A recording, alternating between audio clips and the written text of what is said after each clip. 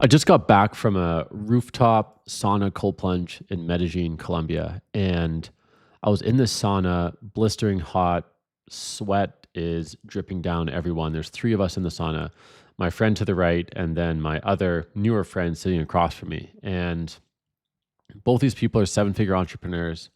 The person sitting across from me earns $100,000 plus just through his YouTube channel alone, through affiliate income. And what he was telling us is how everyone has so many stories to tell, and you can condense stories down to just 5 or 10 minutes of your life. And I often go to saunas, I meet a lot of entrepreneurs, I meet a lot of people, but this is one of the most potent pieces of feedback I think I've gotten so far. And I was sitting there in the sauna, like sweat dripping down, pouring the water on the rocks, steam is everywhere.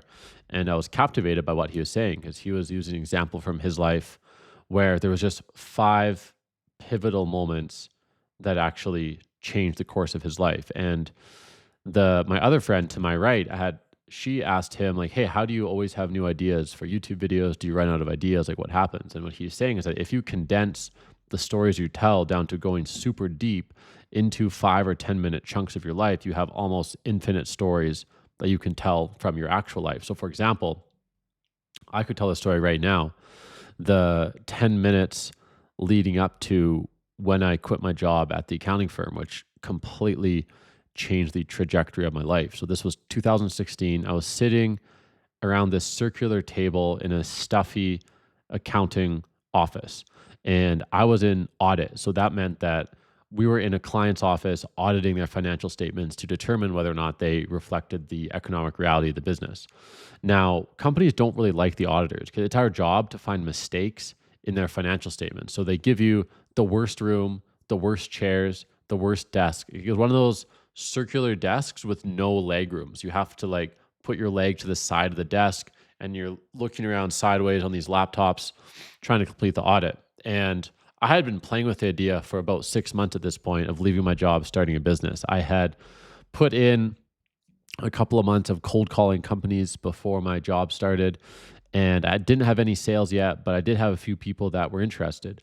So I had a little bit of ammunition to quit. And I thought, I was planning in my mind, I was going to have the conversation with my manager next week, but something came over me and I typed out in our inter-office chat to my manager.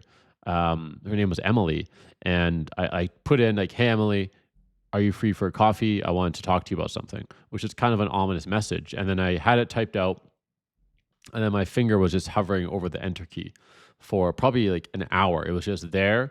And then there were other people in the room with me. So there was like three other people in the room. They were talking about the accounting and the job and the audit we were doing. I was still kind of having to keep up with my work and answer any questions if they talked to me. I was the lowest person in the room in terms of the status in the company because I was the staff accountant. There was a senior accountant and a manager in the room. So I was doing two things at once. On one hand, I was talking to the senior accountant and the manager. And then also, I had this life altering message put into the chat in the in our inter-office messenger, and I was just sitting there with my finger over the enter key, like sweating. And it was a Friday. I remember specifically it was a Friday afternoon, maybe like 1 or 2 p.m. And in one stroke, I still can't say the thing that actually pushed me over the edge to push my finger down and press enter, but I did it. And I pressed the button, I sent the message. Almost instantly, Emily, my manager, replied and said, "Hey, we can meet for a coffee this afternoon at this coffee shop," which was down the road because there was like the accounting office and then the client's office. And this was in the city of Vancouver. So we met for like a coffee shop in the middle. So at this point, the die was cast and I walked over to the coffee shop and I told her, I'm like, "Emily, I have decided I don't want to work at this company anymore. And I don't think accounting's for me." And she actually went red in the face. Like she couldn't believe it because I had only been at the firm for a year and a half and no one leaves after a year and a half. At the very least, people stay for 2.5 years till they get their CPA designation. No one leaves this early. So she couldn't believe it, but she was actually like, to my surprise, very understanding in the meeting. She said, "Hey, I mean, if this isn't what you want, then yeah, that's totally fine. That's okay." But in her face, she actually went red because it was um, unexpected.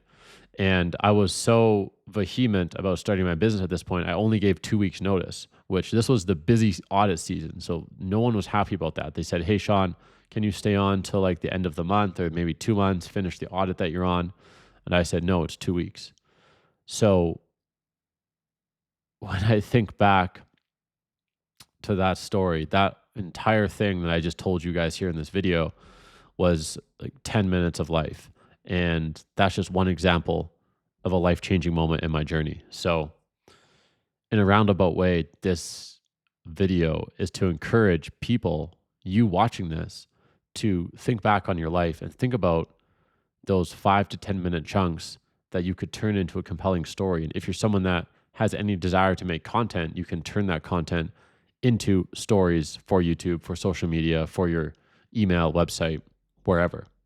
And we all have our own version of the hero's journey in our lives. And I think a lot of people don't give themselves credit for the epic moments they've walked through in their life. Let me know if you have a story like this in the comments below. Until next time, I'll see you later.